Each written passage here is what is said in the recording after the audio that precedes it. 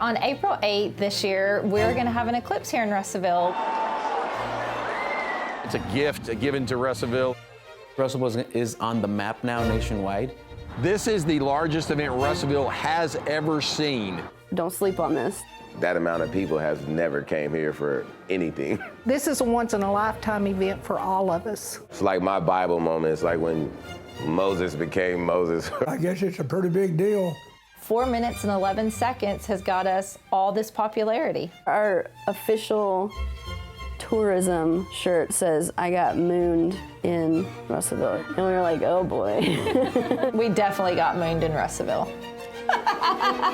We are the best place to come and view the 2024 eclipse. Russellville is a pretty unique place to live. I love Russellville. Russellville's a beautiful place. It's a great natural place for adventure. We have mountains. The lakes and the rivers and the valleys. World-class mountain bike trails. That's it. Those are the things to do. No. I'm just kidding. I reckon we've got a little of everything. It's a small town, but big town, and a big heart. It's just real. I'm the executive director of tourism. I'm Vice President and Chief Clinical Officer with Arkansas Hospice. I'm an artist. ¿Qué tal, amigos? Les habla Obi de Eleva Russellville. We do local podcasts, and we highlight the community. I do the Spanish version of it. At the Crack House, I sell seafood, burgers, wings, soul food, whatever you want. And I do anything anybody needs. So we do anything from snow cones to real estate.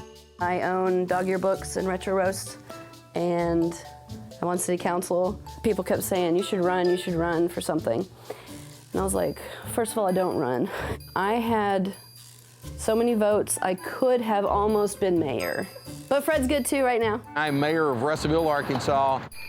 Cut hair, trim beards. She needed a friend to help her. I'm excited for the eclipse. I was born in 32, but I can't think of anything any greater than this eclipse. But the most exciting thing to me was when we picked cotton and I used to ride in a wagon. Are you excited for the eclipse or like? There's moments. There's definitely moments. We've been preparing for almost 2 years. As the tourism director, it's a little nerve-wracking. The closer it gets, I have moments where there's like lots of anxiety. Are we making sure everything is done and prepared? It's night and day. My phone is with me all the time. I was still on the Main Street board when they first started talking about it. And I was like most people, okay, there's gonna be an eclipse. We've had some before, you know. And they were like, no, you don't understand. Like, people won't be able to drive on the interstate. There's gonna be porta potties on the interstate. We have over 200 porta potties rented just to be in our community. Could we have 30,000 people show up, or could we have 150,000 people show up? We just genuinely don't know. Considering our town is around 30,000 people, that's a whole lot of visitors. People are saying millions are showing up, and it's like, well, yeah. We're anticipating people from 40 plus states and a dozen different countries. This is gonna be a big opportunity. We're just both trying to figure out how much we need to stock up, because I'm pretty sure we'll be running out of food. It's like we're prepping for a snowstorm. I will be ready for as many people as that we can possibly fit in our town. Getting supplies already dialed in. We also want to be very sure that they have plenty of medications to last throughout that time, because we won't be able to get back and forth to pharmacies. The economic impact of this is huge for our community. This could make a business. Try to monopolize your business, make money. It's just about being creative. It's going to be a lot of snow cones. I'm excited about the eclipse. We'll be open, we'll be taking walk-ins.